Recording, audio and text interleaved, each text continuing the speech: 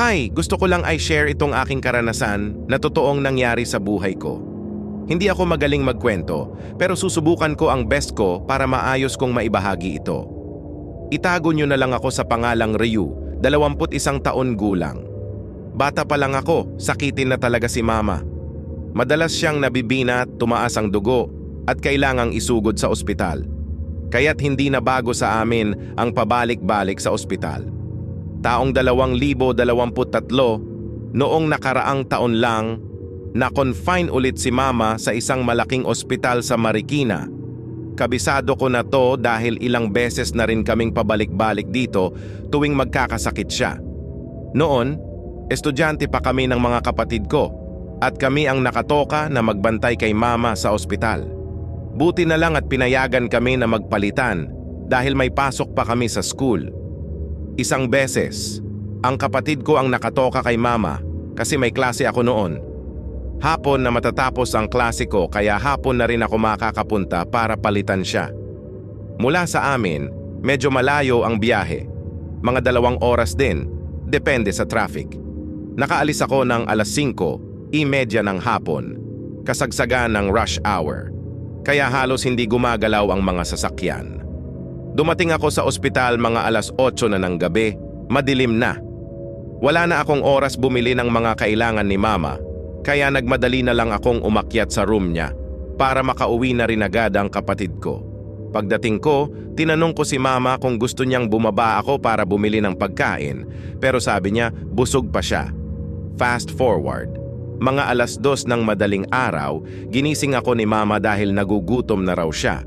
Nag-ayos agad ako para bumaba at bumili ng makakain niya. Dahil nasa ika-4 na palapag ang room niya, sumakay ako ng elevator tulad ng dati. Wala naman akong napansin noong una, pero biglang bumukas ang pintuan at wala namang tao. Sinilip ko kung may tao sa labas pero wala talaga, kaya inisip ko baka nagloko lang. Pagdating sa 3 palapag, ganun ulit, bumukas ang pintuan pero walang tao. Pati na rin sa 2nd floor, ganun ang nangyari. Hindi naman ako natakot dahil hindi ako matatakutin lalo na't mahilig ako sa horror movies. Sa wakas, pagdating ng 1st floor, may mga taong naghihintay, 3 sila na may mga dalang pagkain.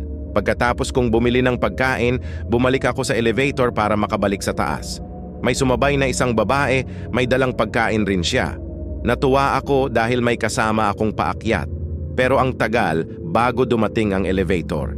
Sabi ng babae, "Nagloloko ata talaga yung elevator pabukas-bukas kahit walang tao." Sabi ko, "Oo nga, ganun din nangyari sa akin kanina."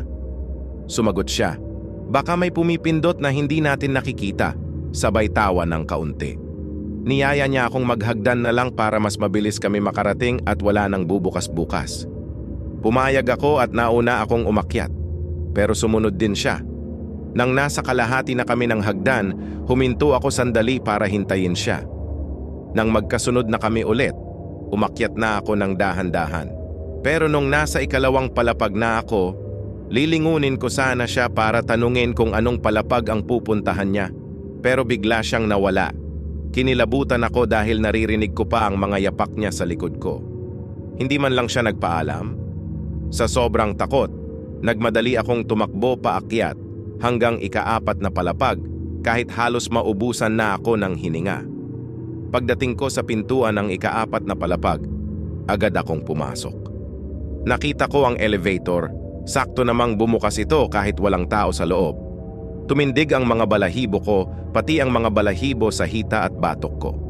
Doon ko naisip, paano kung siya mismo ang sinasabi niyang may pumipindot na hindi namin nakikita?